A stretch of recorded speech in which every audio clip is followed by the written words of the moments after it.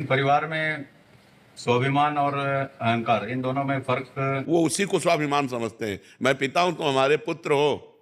वो देहाभिमान को लेकर के होता है। मैं तुम्हारा बड़ा भाई हूं, मैं अमुक हूं, मैं अमुक पदाधिकारी हूं। वो सब देहाभिमान के अंतर्गत आता है, वो स्वाभिमान के अंतर्गत नहीं आता। स्वाभिमान के अंतर्गत धर्म आता है।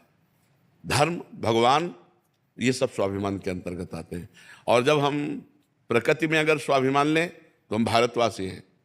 हम अपने राष्ट्र के लिए फांसी का फंदा स्वीकार करते हुए महापुरुषों को देखा है, जिन्होंने प्राणों की आहुति दे दी हमारे देश के तिरंगे की रक्षा के लिए। तो ये भी स्वाभिमान के अंतर्गत आएगा, क्योंकि अपने प्राणों को न्यौछावर करके धर्म की, राष्ट्र धर्म की रक्षा के लिए। तो ये भी एक अभिमान। वंदे मातरम बोल करके और फांसी का फंदा चूमकर भगत सिंह आदि, जब चंद्रशेखर आजाद जी ने देखा हमारे पास गोली नहीं रह गई तो अपने को शूट कर लिया, अपने राष्ट्र के लिए, अपने धर्म के लिए, स्वधर्म के लिए। उससे कोई स्वाभिमान, ये जो पर्सनल शरीर संबंध को लेकर है, ये प्राकृतिक अभिमान के अंतर्गत आता है। जो पारिवारिक संबंधों में, उसे स्वाभिमान नहीं कहते, उसे अभिमान ही कहते हैं। उसे सुधारना चाहिए। उसका निराकरण कैसे करें?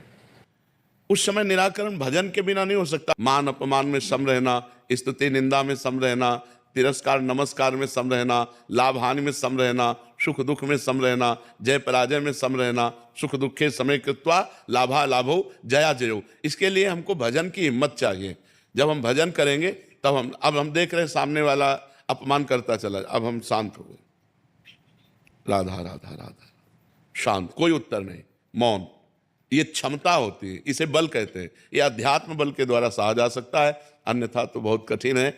एक दो शब्द के बाद हमारे अंदर क्रोध आ जाएगा, और क्रोध आते ही हमारी स्मृति ढक जाएगी। स्मृति ढकते ही विमूढ़ता आते ही गाली गलौज मारपीट ये सब शुरू हो जाए। नाम जप करके अध्यात्म बल को हम हृदय में धारण करें और गंभीर बने। उसे स्वाभिमान नहीं कहते। स्वाभिमान धर्म, राष्ट्र, भगवान, आत्मस्वरूप को लेकर के होता है। स्व शब्द आत्मस्वरूप के है। स्वरूप, स्वरूप आत्मा को कहते हैं। शंकर सहज स्वरूप संभारा, लाग समाधि अखंड पारा, स्व भगवत तत्व को कहते हैं।